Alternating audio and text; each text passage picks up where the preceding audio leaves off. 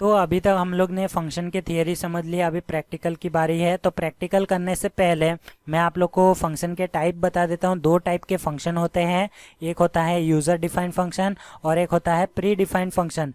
तो user defined function यानी कि आप लोग वो फंक्शन खुद बनाते हो, उसे कहते हैं यूज़र डिफाइंड फंक्शन। और प्री डिफाइंड फंक्शन यानी कि आप लोग अभी तक जो भी यूज़ कर रहे हो, जो कि है stdio.h यानी कि स्टैंडर्ड इनपुट आउटपुट, वो एक प्री डिफाइंड फंक्शन है। और उसी जो भी लाइब्रेरीज है आप लोग यूज़ करते हो, यानी कि प्रिंट एफ एक फंक्शन है, उसके अंदर यानी कि प्रिंट एफ जो भी फंक्शनैलिटी परफॉर्म करता है वो सारा कुछ stdio.h के अंदर यानी कि उस लाइब्रेरी के अंदर लिखा हुआ है। तो वो भी एक सेट ऑफ फंक्शंस ही है, इसलिए लाइब्रेरी, और आप लोग चाहो तो प्री डिफाइंड फंक्शन भी बोल सकते हो। या फिर और भी हेडर फाइल होते हैं जैसे कि math.h, ताकि उससे आप लोग पावर या फिर कोई भी मैथमेटिकल जो भी कैलकुलेशंस होते हैं वो आसान करने के लिए आप लोग जो है math.h लाइब्रेरी को यूज़ करते हो।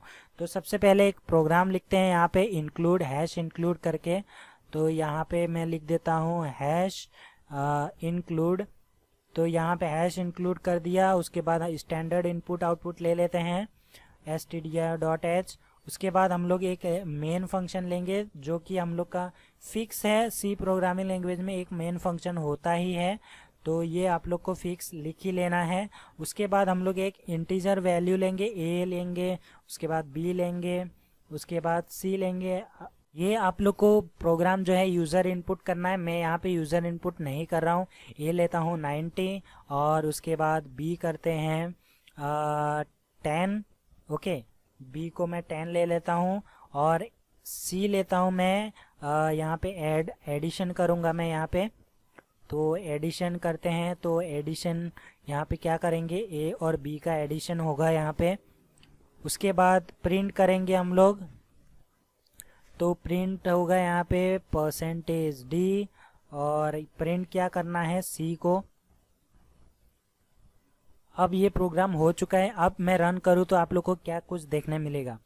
तो यहाँ पे आप लोग देख सकते हो, यहाँ पे आप लोग को एक वार्निंग मिला है ऐड फंक्शन का। तो यहाँ पे हम लोग को ये वार्निंग क्यों मिला है, क्योंकि हम लोग ने कोई फंक्शन को बनाया ही नहीं है लेकिन इसे कॉल कर रहे हैं, ये हमारा कॉल हो रहा है। ओके, ये हम लोग कॉल कर रहे हैं, यहाँ पे मैं लिख देता हूँ कॉलिंग फंक्शन। तो यहाँ पे हम लोग फंक्शन को कॉल कर रहे हैं लेकिन हमारे पास कोई फंक्शन है ही नहीं, तो कैसे हम लोग को कोई आउटपुट देगा। तो यहाँ पे एक फंक्शन बनाते हैं ऐड करके।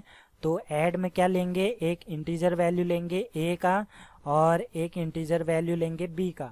तो ये हो गया हमारा फंक्शन का पैरामीटर, और पैरामीटर हो गया। अब यहाँ पे क्या करेंगे, C equals to A plus B, ये हो गया हमारा फंक्शन। तो यहाँ पे ए प्लस बी तो लिख दिया, लेकिन यहाँ पे इंटीजर सी करना पड़ेगा, सी को भी इंटीजर वैल्यू देना पड़ेगा। अब जो है हम इस प्रोग्राम को रन करते हैं और आउटपुट देखते हैं क्या आता है। तो गाइस यहाँ पे आप लोग देख सकते हो a प्लस बी यानी कि 90 प्लस 10, यहाँ पे 100 आ चुका है। तो ऐसे फंक्शन काम करता है। तो अभी मैं आप लोग को बताया कि फंक्शन को यहाँ पे देना है, आप लोग चाहो तो यहाँ से हटा दो Ctrl+X। उसके बाद इस फंक्शन को मेन फंक्शन के बाद लिखते हैं। अब इसे रन करके देखते हैं कि क्या आउटपुट आता है। तो गाइस आप लोग देख सकते हैं यहाँ पे जो आउटपुट है वो यहाँ पे रॉन्ग आया। क्यों रॉन्ग आया, क्योंकि यहाँ पे हम लोग का जो मेन फंक्शन है वो हम लोग ने जो फंक्शन है वो बाद में हम लोग ने कॉल किया, लेकिन सॉरी, फंक्शन हम लोग ने पहले कॉल किया लेकिन फंक्शन को डिक्लेयर हम लोग ने बाद में किया है, इसीलिए जो है हम लोग को ये एरर देखने को मिला है। इसीलिए आप लोग को क्या करना है, आप लोग ऐसे भी कर सकते हो। यहाँ पे आप लोग ये फंक्शन को जो है आप लोग को हमेशा फंक्शन को यहाँ पे ही रखना है, मेन फंक्शन के ऊपर ही आप लोग को ये फंक्शन को रखना है। तो गाइस ये था फंक्शन का सिंपल सा एग्जाम्पल। ओके, तो बेसिक एग्जाम्पल है। तो यहाँ पे मैं आप लोग को एक टास्क देना चाहूँगा। तो टास्क ये है, मैंने आप लोग को एडिशन करके बताया, तो आप लोग को क्या करना है कि आप लोग को सारे अरिथमेटिक ऑपरेशंस परफॉर्म करने हैं एक ही प्रोग्राम के अंदर। मैंने यहाँ पे एडिशन आप लोग को करके दिखा दिया। आप लोग को सब्ट्रैक्शन, मल्टीप्लिकेशन, डिवीजन और मॉड आप लोग को निकालना है और एक ही प्रोग्राम के अंदर करना है। और एक कंडीशन है कि आप लोग को सारा कुछ यूज़र इनपुट लेना है, आप लोग को ये प्रोग्राम बनाना है खुद से। ओके, कहीं देखना नहीं है, यही सेम कॉन्सेप्ट लगेगा आप लोग को।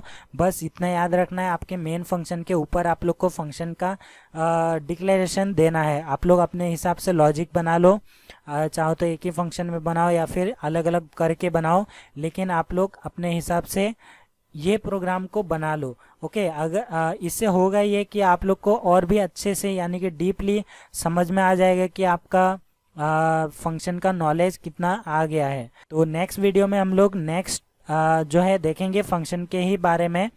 तो जो मैंने आप लोग को बताया था तो वो सारा कुछ हम लोग देखने वाले हैं।